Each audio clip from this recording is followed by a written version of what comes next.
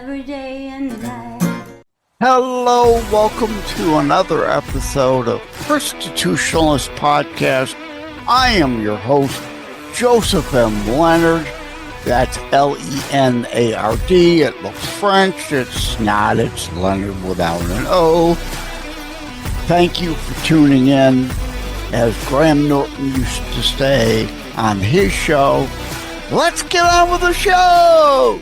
Joining me today is David Savage.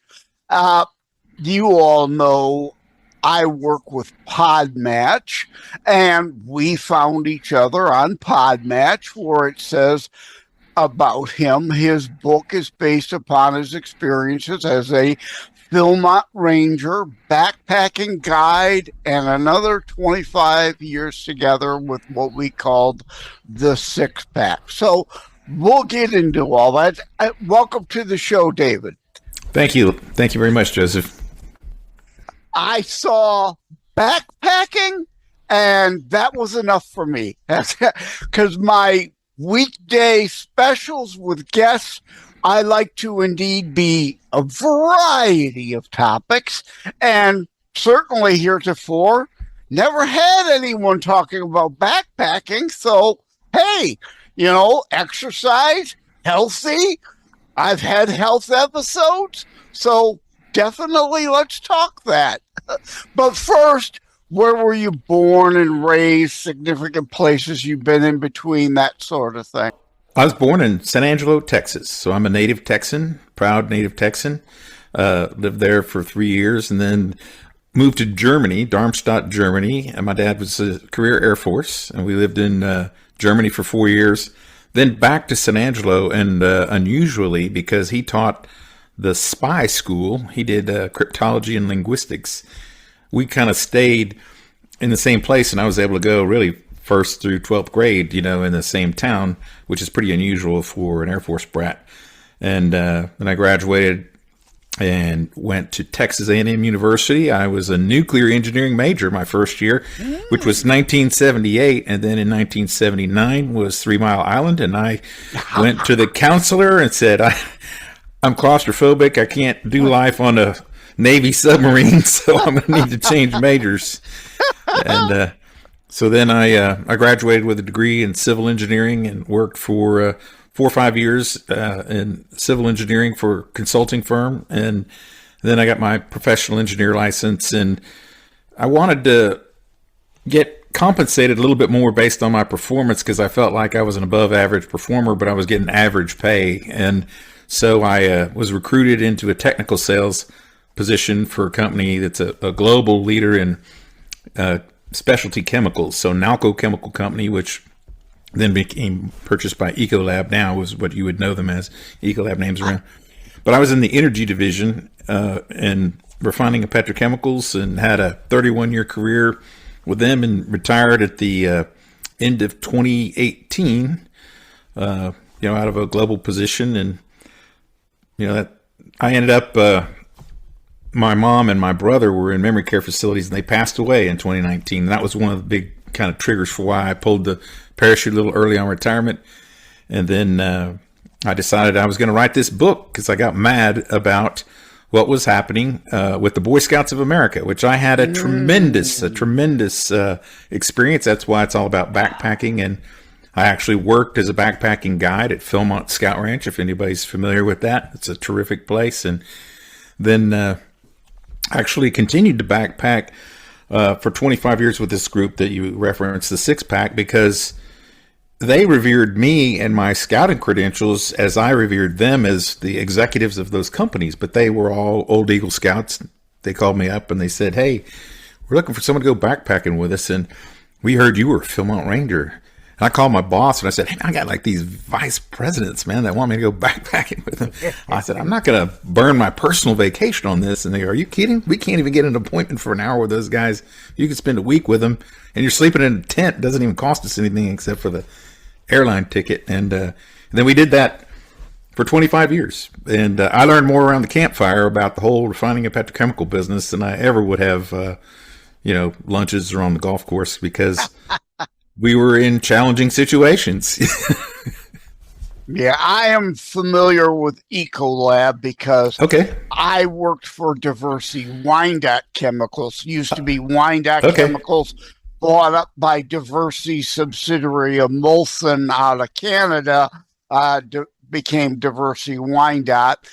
I don't know if they're even still operating or not. If Molson finally got tired of them losing money. Well, now Nalco bought Diversity, so they did get rolled Oh, into. So I think they're actually part of, you know, Ecolab now.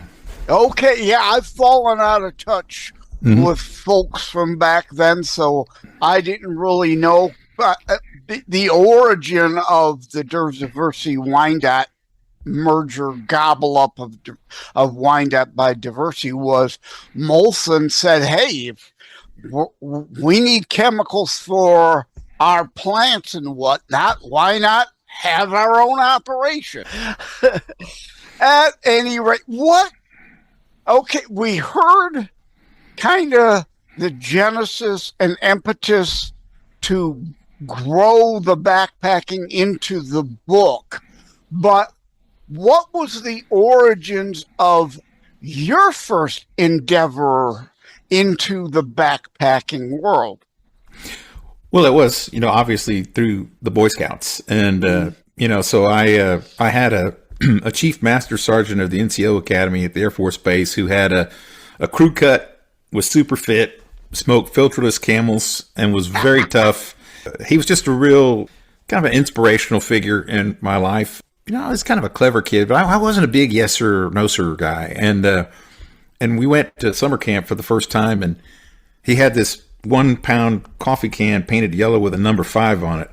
He asked me a question, and I said, "Sure." And he goes, "Well, you're supposed to say yes, sir. So now you get to carry this 1 pound empty coffee can, painted with a baling wire handle everywhere around scout camp, to the mess hall, swimming, everything, and then I'll give you a chance to get rid of it. And if you answer properly, we get rid of it. If you don't, well, then I'm going to put a rock in it."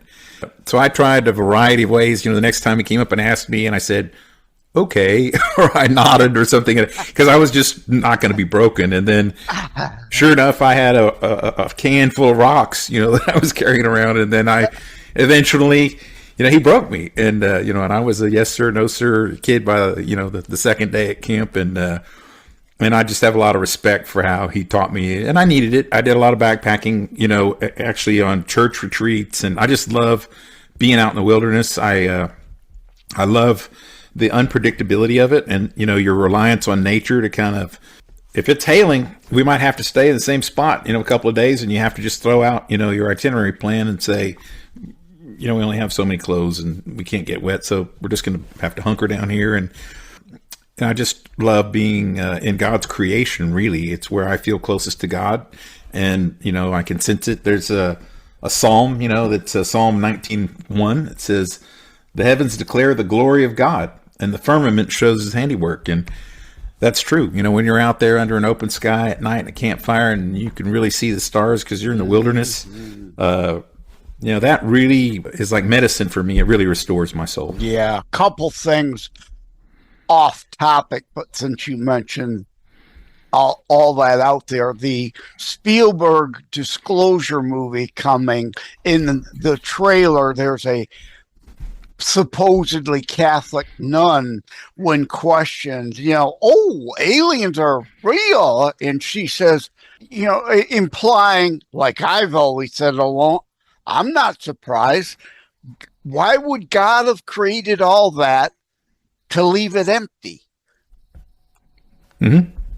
Yeah. So, but yeah, back to the Scouts, and the point being the weakening. I hate to use the term, but the dumbing down, so to speak, of the whole program and lightening up. Because as you later and now say, discovered, he wasn't being mean. It was something he wanted to do to help mold you be a good person in society for your own good. And a lot of that is gone in what I refer to now as return it seems a return to the hippies 60s days, right? If it feels good, all about me, only me. But the good thing that came out of that and the resurgence we're seeing now, I call it the Jesus Revolution too. Right. Eventually, a lot of those hippies, the ones not like Bernadine Dorns or Bill Ayers that went on to become terrorists, found God and realized, yeah, there has to be more to all this than just me, mine, give it to me yesterday. Yes? I agree.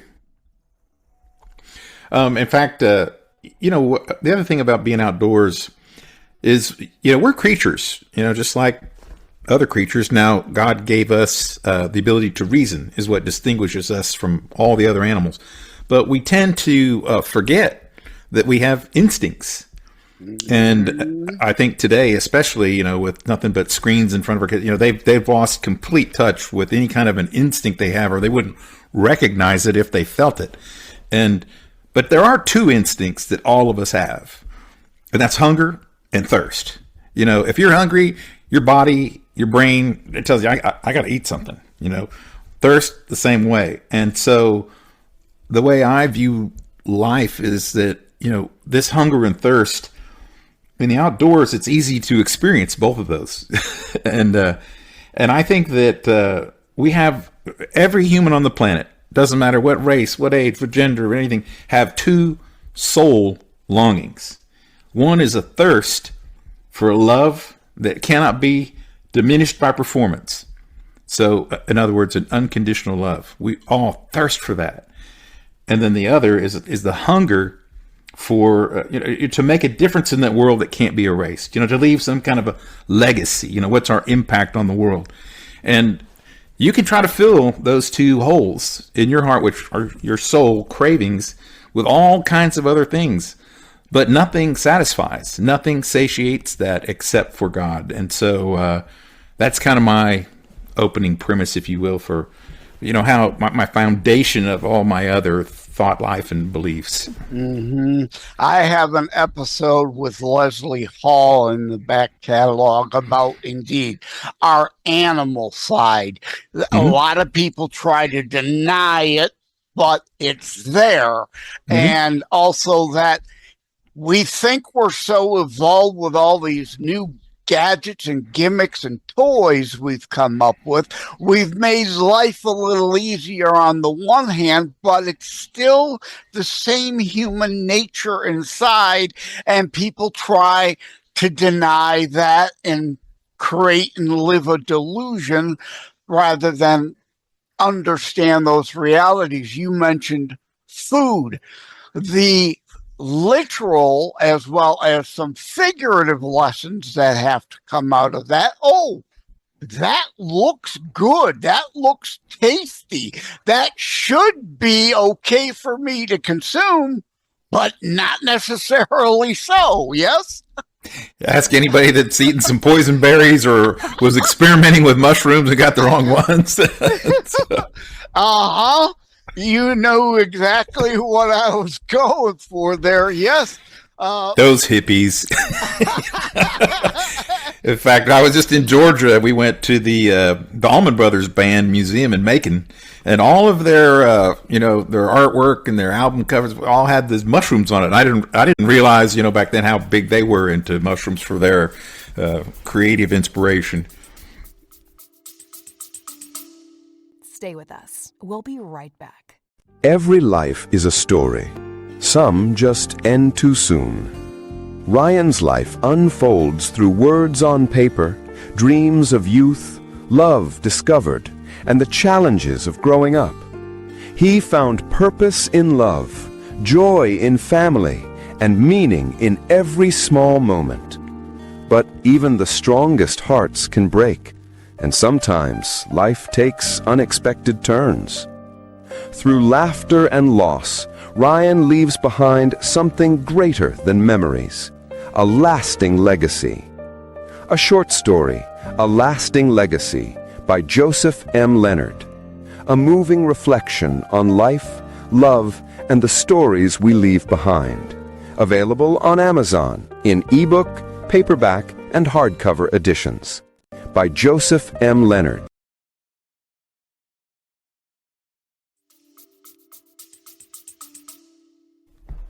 Yeah, today you see on TV now all kinds of ads for all the kind of mushroom-derived teas that can Right. be good and healthy.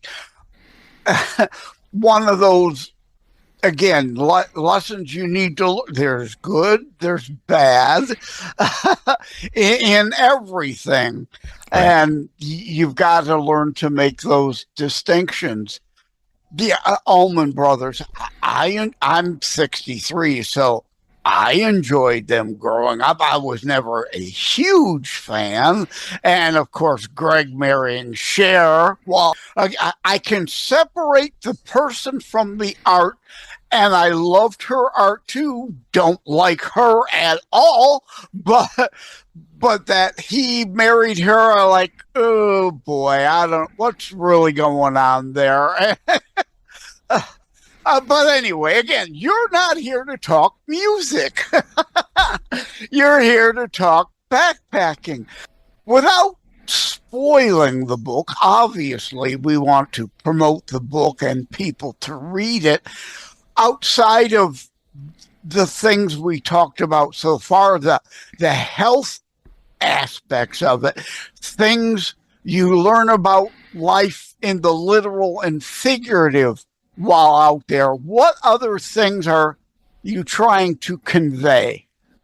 Well, so the reason why I chose backpacking is because, first of all, my experiences, many experiences, as I considered writing the... Try to use it as a metaphor. It is. Like I like to joke, though, I'm far too clever as an author for metaphors. I use meta sixes, but I'm fun. Anyway, continue. Well, so when I was considering, the idea of the book, so first I got righteously angry when the Supreme Court, basically said that they had to allow homosexuals into Boy Scouts of America as scout leaders. And then, of course, that was followed by all the sexual assault cases, which is torn down. BSA as an institution, it's no longer got boy in the name. They've got girls getting Eagle Scout awards. What a shock that would happen. Yeah. And that watered down and diminished the significance of my Eagle Scout Award and all those before in the first 100 years of scouting. That was, because you got to remember the Scout Oath says, we're to help other people at all times. We have a duty to God and country to keep ourselves physically strong, mentally awake, morally straight. Well, good grief, who could be against an organization like that that's trying to help boys, who are selfish and blaming and immature, grow into men like with the Scoutmaster like I had. And so my really motivation of the book was to a defense of Scout. Well, there were things going on in the elections because, look, you're called, Christitutionalist. This is about politics. And I've been deeply involved in politics for most of my life. I was a delegate to the National Convention for the Republican Party in 2008. And then again in 2024. So for 16 years in there, I was heavily engaged in politics, trying to affect positive change, for our country, culturally and legislatively and everything else. But nothing more fruitless in my whole life than all the time, treasure, and talent I spent on that. So I said I'm going to write a book. And this was during COVID, and everybody's like, oh my God, I said, I'm going to do something, productive. And then I also realized that as I began to listen to people, we watch jaywalking, and he's out there on the street. And these people are excited about being on TV, proving how ignorant they are. They couldn't name the vice president of the United States, and they're laughing about it. It's like, I would not want to be on television showing what a fool I am. But nevertheless, so I began to think, I don't know if there's 51% of the population that thinks it like I do, that we can win elections anymore. And so I believe, like the Jews and the diaspora, we got punished, for being undisciplined and for falling away and everything. And so, they're over in Babylon and they're weeping, for their lost Israel. But you know what? They wrote things down, and it's called the Bible. And so what I decided was, look, all right, the Boy Scouts doesn't exist as I knew it anymore, but I'm going to write something down that maybe 200 years from now, they'll go, they used to have this organization called BSA, and they used to put out a pretty good product in terms of a young man at the end of an Eagle Scout. And so I wanted to kind of capture it. I also wanted it to be a Christian book. And then I talked to Gary Thomas, who wrote the book Sacred Marriage, and he sold 1 million copies of it. And he was our writer in residence at our church, a big mega church here in Houston. And I went and I talked to him about being an author. And I said, look, this is what I want to do. I want to write this book. And he said, well, I don't know if it should be a memoir because, nobody knows who David Savage is. Why would anybody want to read your memoir? I'm like, well, I say that all the time to people who want to author a book. Yeah. Right. So I said, but, men's ministry, there's everybody is like finger wagging and you should do this and you should do that. And he goes, but if you could put some humor in it, that would really be novel and unique. And so that's what I did. My book is kind of a hybrid. It is a memoir because I had decided to self-publish. I didn't want, a traditional publishing company to be able to edit out pieces of my life, that I thought were important. Yep. And so, originally, I wanted it to be largely, supportive of the scouting ideals, and then I also have been very involved in an organization called Better Man, and they have a definition, a biblical definition of manhood that says, a real man, a biblical man, rejects passivity, accepts responsibility, leads courageously, and then lives his life for the greater reward, God's reward. And so that was the manhood definition of my house with my 3 sons. And so, so there's kind of an amalgam of Better Man and BSA that really are the thread throughout the whole book with a backpacking metaphor. Because, as a Christian, and this was from John Eldridge's book, Wild at Heart, he goes, look, every man needs 3 things. A will to obey, should be God's will, in my opinion, a woman to love, and a work to do.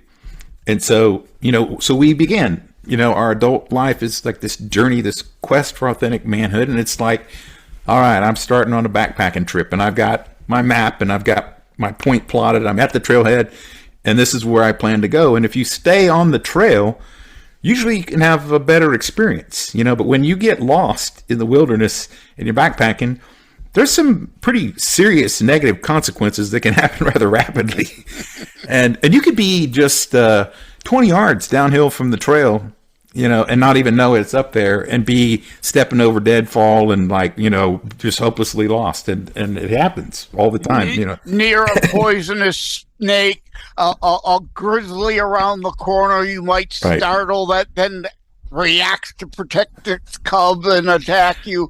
Yeah, you said a couple things that in my how to write a book and get it published, because I try to encourage authors who just don't know where to start. Yes, it can be your memoir, but write it fictionally speaking, because again, indeed, no one knows or cares who John Doe is, but the story of John Doe, fictionalized, still has a lot of value and is more palatable, more marketable. And going back further, it's what I call, you said about the people on TV. Yeah, those segments, they drive. It's the esteem over substance dumbing down of America our indoctrination factories have become. They are so enthused about themselves and willing, as you said, to show just how dumb they are. And they'll even view that segment again and still not get it, be totally useless. It coined the toxic masculinity BS and turned a bunch of people into soy boy, do nothing, build nothing, into toxic empathy. I forget the author of that book, and I did a show reviewing that book, because indeed we've gone to toxic empathy, bend over backwards, whatever, even if it's negative consequences, go ahead and do it anyway. That sad part of today. It is indeed, because you see, a lot of people want something for nothing. And if I'm a victim of some kind, you and I don't have much hair. Maybe we're victims of the hair follicle challenge society or whatever. And it's like, so maybe I can get something for nothing just because I'm a victim. And that unfortunately has been reinforced over and over and over. And so everybody's searching for new ways to be a victim, so that I can get something for nothing. And then you've got this whole, well, first it was Ask Siri, and now Ask Alexa, and now Chat GPT, and this basically a total loss of critical thinking and really knowledge, because ignorance is always the enemy. And with all of the ability to know so much today, we have become so much more ignorant because of sloth. We're just lazy. And so, why should I go research something or investigate or debate when I'm not sure about something? I'm going to make this dramatic stand on what Siri told me or Alexa told me, and somebody else is writing that algorithm. So that's what's dangerous about it, is that somebody's writing the program and it's not God, and there are agendas. And so this is a big danger of this craze and this race to AI as fast as we can, to eliminate jobs and, do everything. So I've written pieces. I've done a couple shows. AI indeed is a furthering of the dumbing down of society. All this patting people on the back and encouragement. Yeah, be happy in the stupid you are. Don't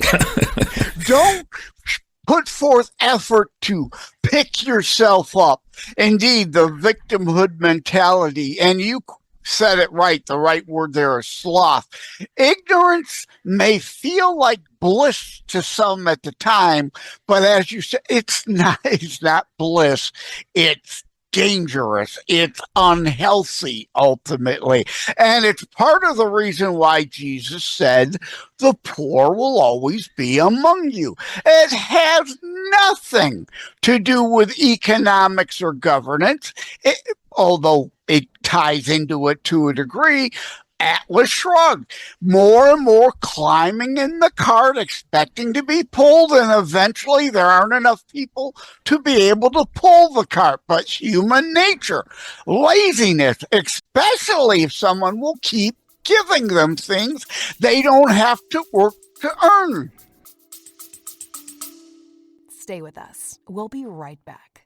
Joseph M. Leonard, host of Constitutionals, taking a brief moment to thank myarchic.com.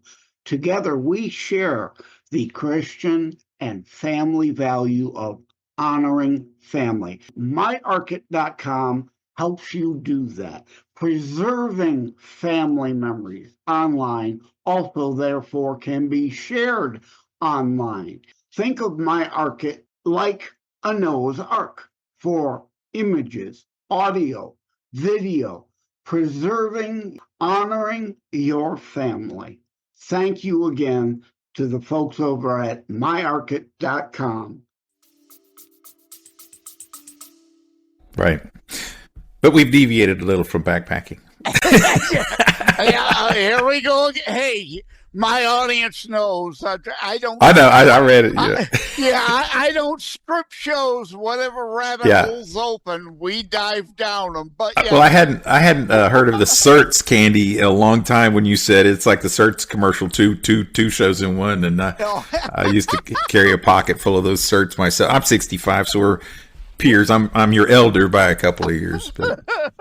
But yeah, I've used that analogy metaphor for the show. Indeed, Yeah. two mints in one, two shows in one. For those listening on audio or viewing in the transcript, I'm doing a fishing, reel it back in kind of motion on the screen. Let's reel it back into backpacking. What other life lessons do you want? Again, not wanting to give too many spoilers away. We want them. What is the actual full official title of the book? We've not done that yet. The title is The Savage Path. My last name, my path, my life. And then the subtitle is a memoir of modern masculinity.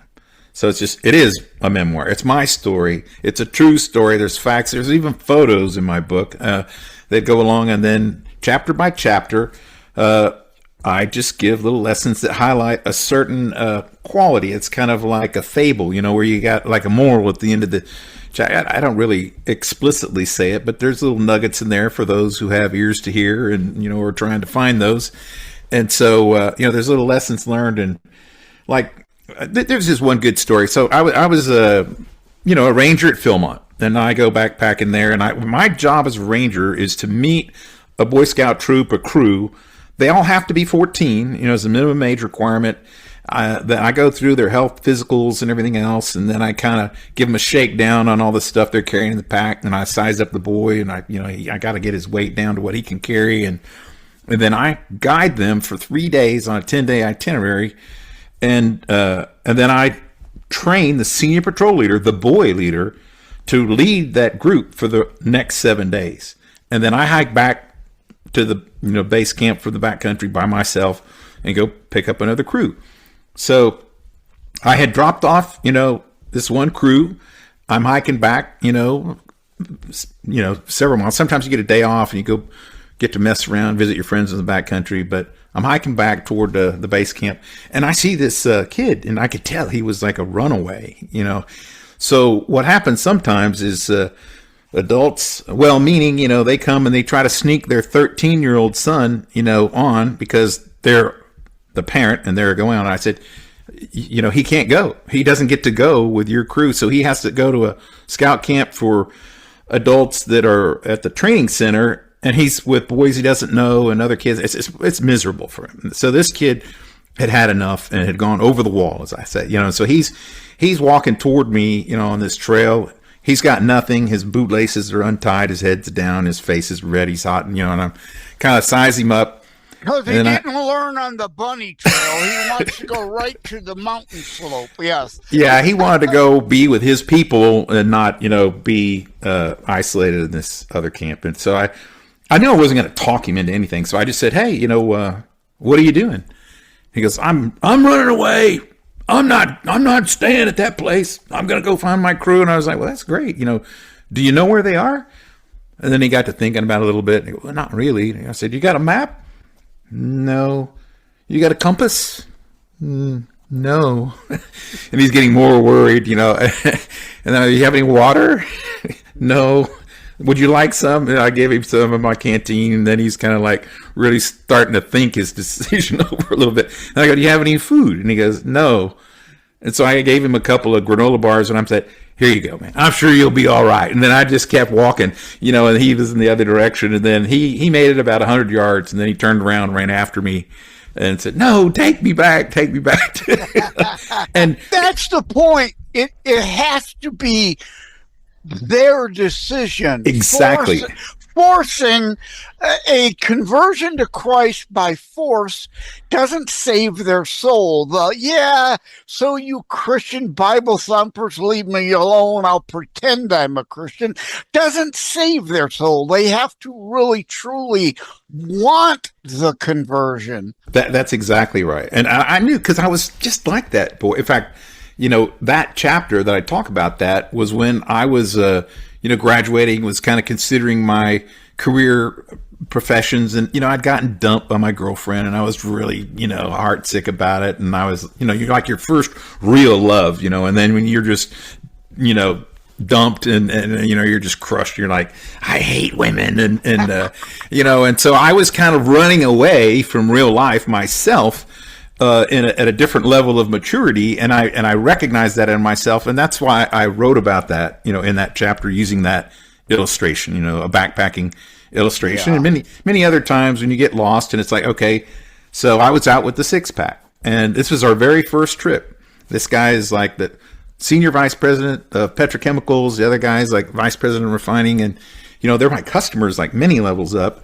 And I'm 15 years younger than them. And they decide, hey, we're going to go to Estes Park, Colorado. We're going to hike in the Waimanouche Wilderness. And I'm like, all right, great. So we get off, we come from Corpus Christi, which is sea level, and then we start hiking the same day, which is already a bad idea. And then we didn't have a cap on elevation. We knew we were going to be going over this pass, like I think it was supposed to be the second, but anyway, 13,000 feet elevation. So from sea level to 13,000 feet. And then, of course, the air gets thinner. You dehydrate quicker, and all of that stuff. All that. So we're hiking along, and then we have a USGS quad map, 1954 photo revised, and there's all kinds of trails on the ground that aren't on the map. And I'm like, wow, this must be all these elk hunters around here, and we don't know which one's our trail, and these other ones aren't on the map, and so we're going to have to look at the contoured lines and the drainage and everything else. And man, I was better at the map reading. I was better a ranger and everything else. And so, but these executives are like, they're type A personalities, man. They're used to being, right. And I wasn't going to piss them off because they're my customers. And it was just like I did with the boys. I said, I'll just let them hike in the wrong direction. I can hike the miles until they figure it out. Again, so they need to learn themselves. Yeah. So we're at this fork in the trail, and I'm saying, topo, water, drainage, everything screams left to me. And they're like, no, I'm sure it's right. And so, okay, and so we hike on maybe another hour and a half. And then we're up at a real high point, this real pretty lake. And then that guy, Adolf was his name. He goes, hey, Dave, let me see the map. And I'm like, here it is. We're not even on it anymore. and he gave me this cross look. And then he sat there and really studied it for like 30 minutes. And finally goes, man, I think you're right. And then it was like, okay, well, now we have to make a decision.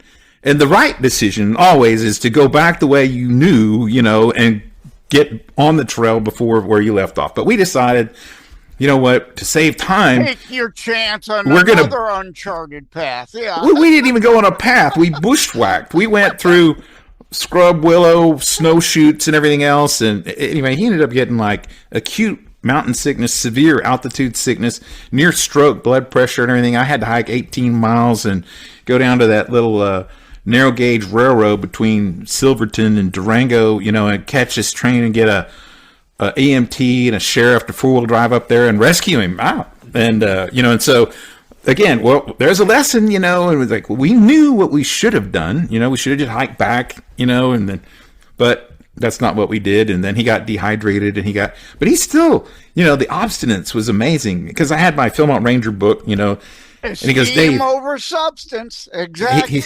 It started raining on us. Everything's wet. It's heavier. And he goes, Dave, if you could just carry my tent. And, so now my pack's like 90 pounds. And I said, look, if you want to die out here, that's okay. But I'm not going to die for you. So I'm not going to carry your wet tent and everything else. And this is what we have to do. And by the way, I pulled out my first aid book and I said, this is what it says under, altitude sickness, which then moves to acute mountain sickness. And it's like, then, he got cold and wet, so he had hypothermia, and then it was like death. It was actually printed in the book as like the next thing. And I said, you're just one away, man.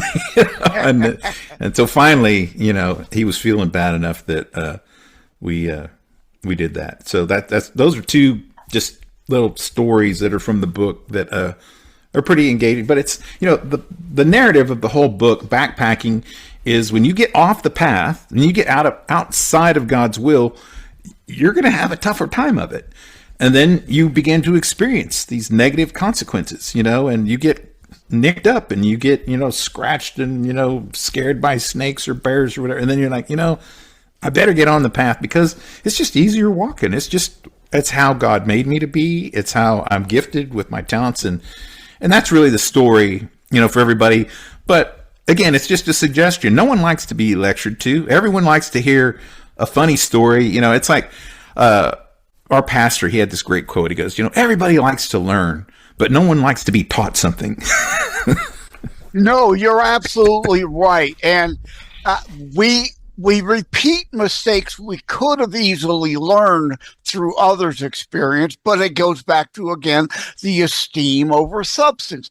People feel really good about their lacking abilities and unable to learn from others to live within our capabilities and means.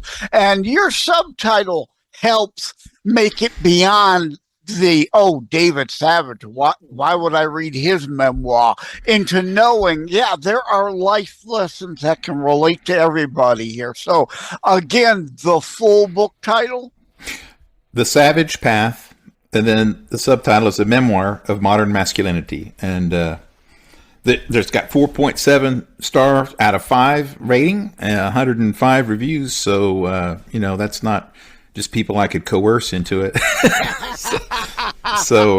Oh, trolls, bots, yes, paid spam. I'm joking, people. I'm joking. Yeah. At Amazon and blah blah blah blah blah. Yes. It's on Amazon.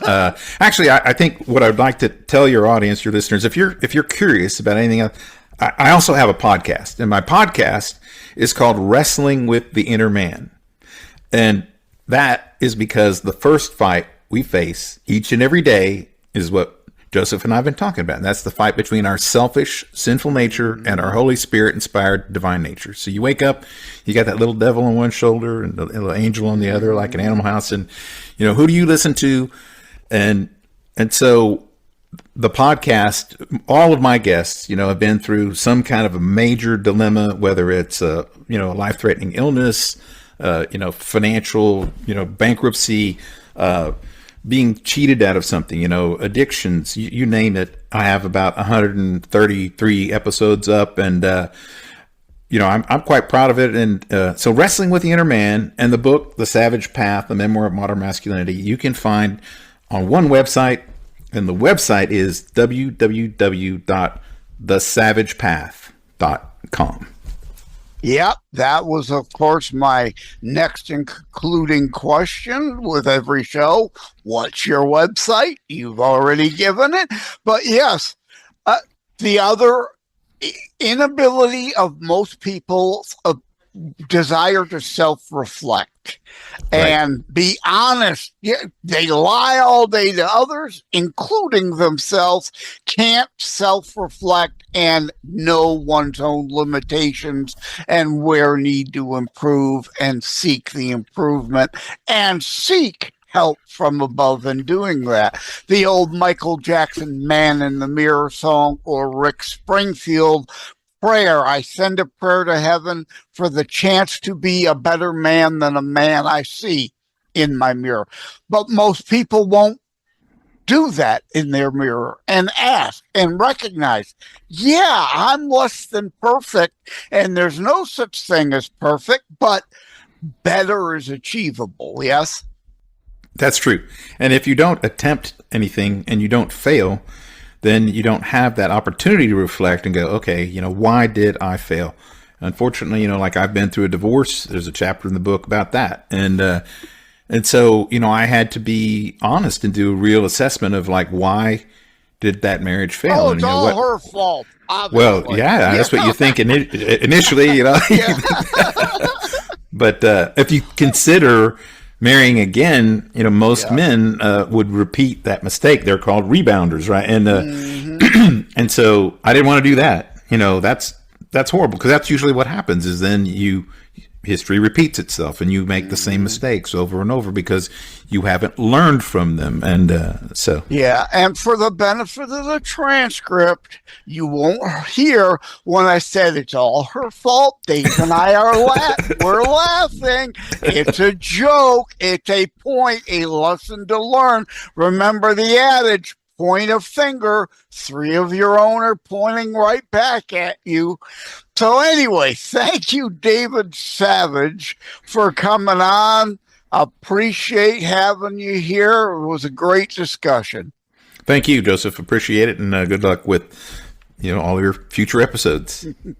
Take care. God bless. All right. God bless you too.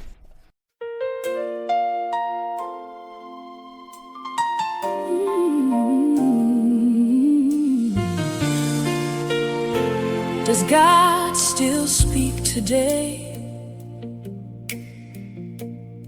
He is in everything, in every way.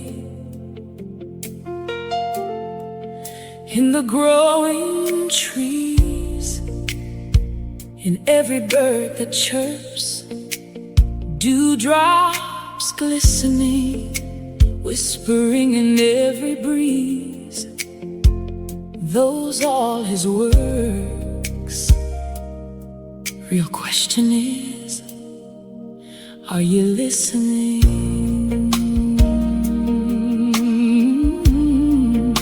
Does God still speak today?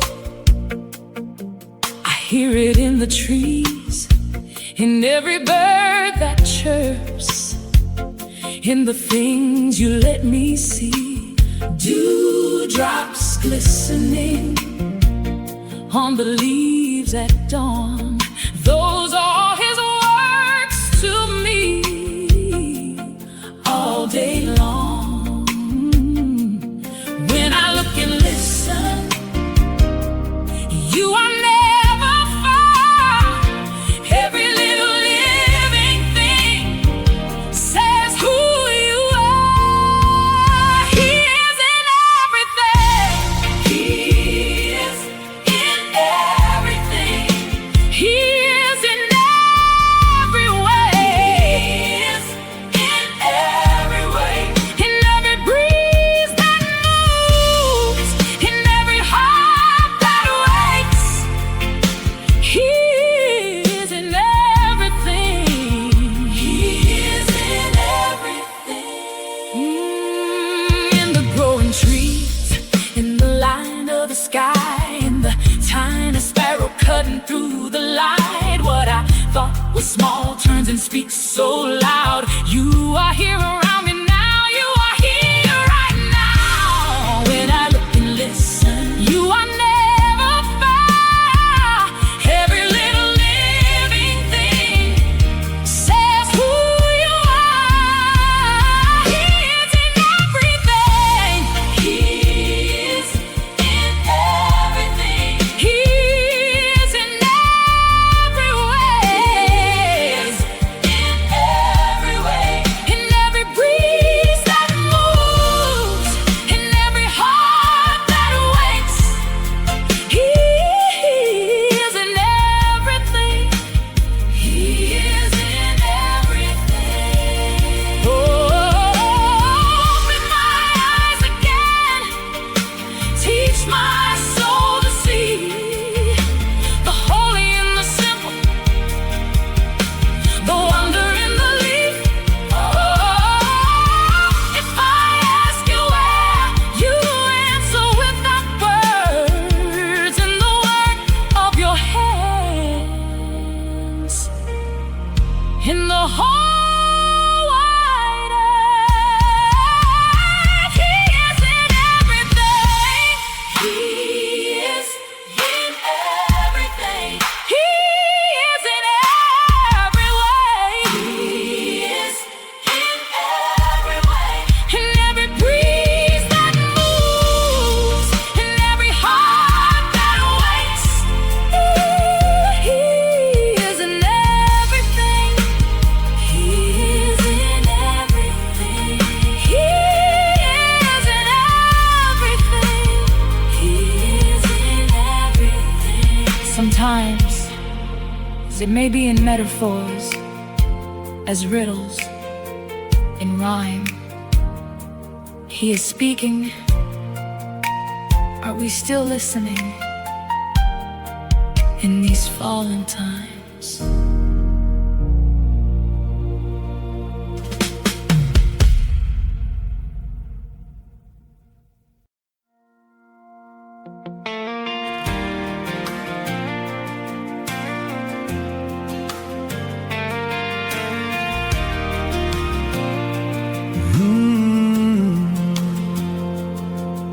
In the dust of my own mess, you still call my name. Hands shaking, heart unsteady. You don't look away. You stand in the middle of it all, closer than my fear. I was lost in the crowd, then you drew me near. And every wall falls down when you step into the room. Every lie goes quiet when I hear you move. My soul leans in, my knees give way. I know who you are, I know what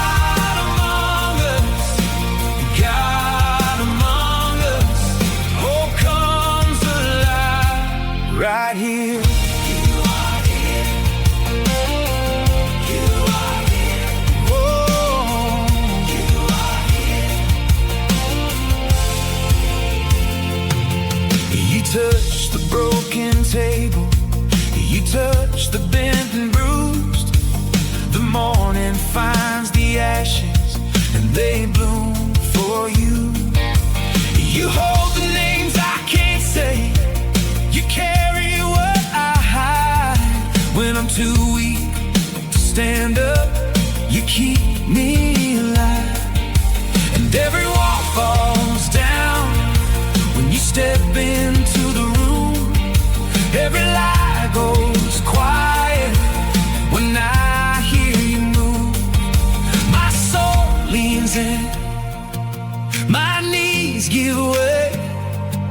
I know who you are, I know what stays. God among us, God among us. You are here, you are here, you are here.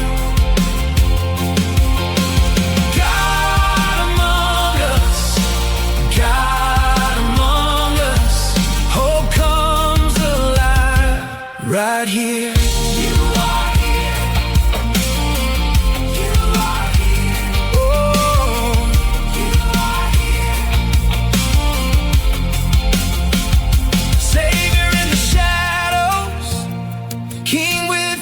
Scarred hands, you don't run from my ruins. You rebuild the land here in the ache, here in the blaze. I lift my voice and I keep saying, God among us, God among us. You are here, you are here, you are here. God among us, God among us. Hope comes alive right here. You are here, you are here.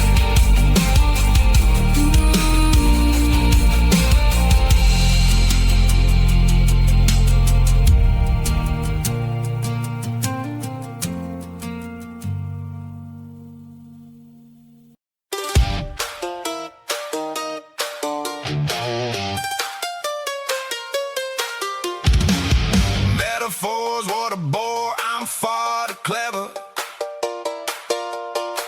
for those whatevers I use. Meta sixes to turn my trickses. Your analogy is lame, way too tame. Move over and let me show you how it goes. Metaphors, what a bore, I'm far too clever for those whatevers. I bend my meaning clean and quick. I don't hint at apples when I just mean brick. I like my language sharp as chisels, words like razors, words that sizzle. Oh yeah, I use meta sixes to turn my trickses, stack my senses, flip my fixes. Oh, oh, oh, say it straight till the line untwist. Meta sixes, meta sixes.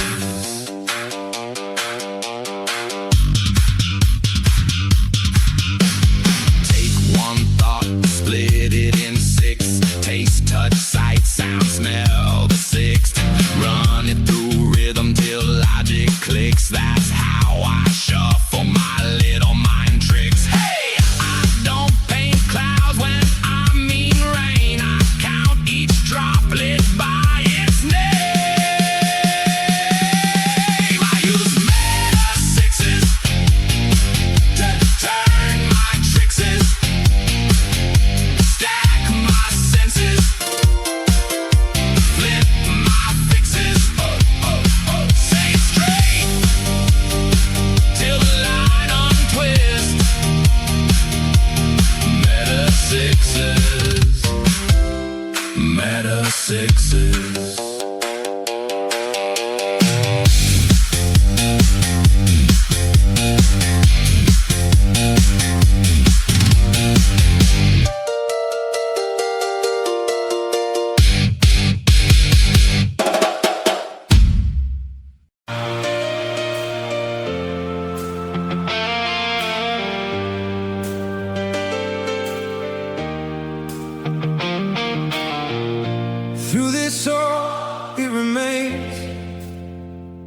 still love you, pray for you too. Now not that you'll return, new flame for you to yearn. 'Cause now looking back I see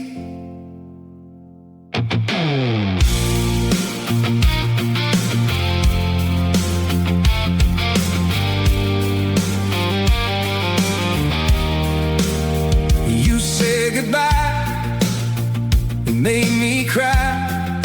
You tried to spare my feelings, claimed it was you, not me. Send me reeling, I felt inadequate, holding my breath, hoping you'd change your mind and come back. Then it hit me slow, right under the skin. All the things you said did not add up within. I kept looking back for a softer sign, but the truth stood there in black and white. Moment of clarity, it cut right through me. Moment of clarity, now I can see you lied to avoid saying my name. I failed us, not you. That's the whole game. I was waiting on a door to swing wide, reading every pause like it might decide if you take it back, if you call me home.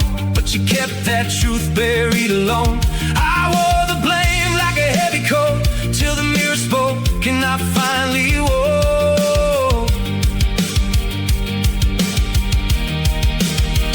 Then it hit me slow, right under the skin. All the things you said did not add up within. I kept looking back for a softer sign, but the truth stood there in black and white. Moment of clarity, it cut right through me. Moment of clarity, now I can see you lied to avoid saying my name. I failed us, not you. That's the whole game.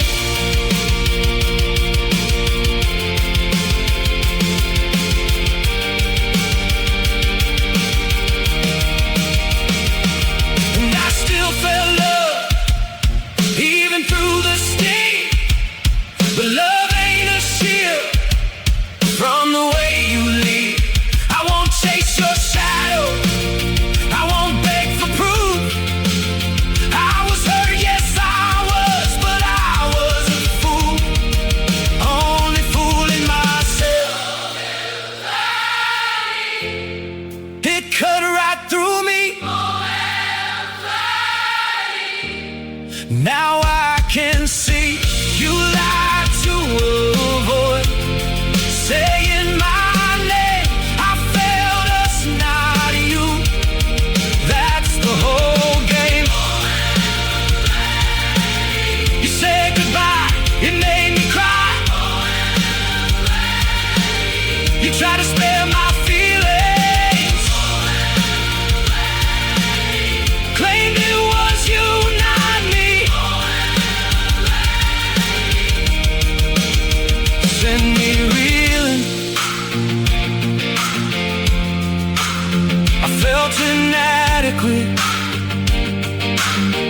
hope you change your mind and come back eventually. The moment of clarity came. You lied to avoid saying my name, 'cause it's actually true. I failed us, not you. Like and subscribe to Constitutionalist Politics Podcast and share episodes. We need your help. Thank you for having tuned into another Constitutionalist podcast show. I really appreciate that you stopped by. Again, please like, share, subscribe. We need you to help spread the Constitutionalist movement. Thank you again. Take care. God bless. Love you all.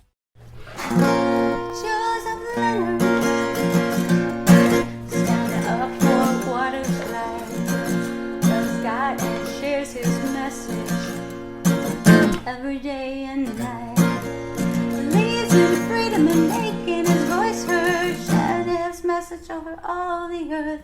God loves you, Joseph, for all you do. Stand strong and God bless you.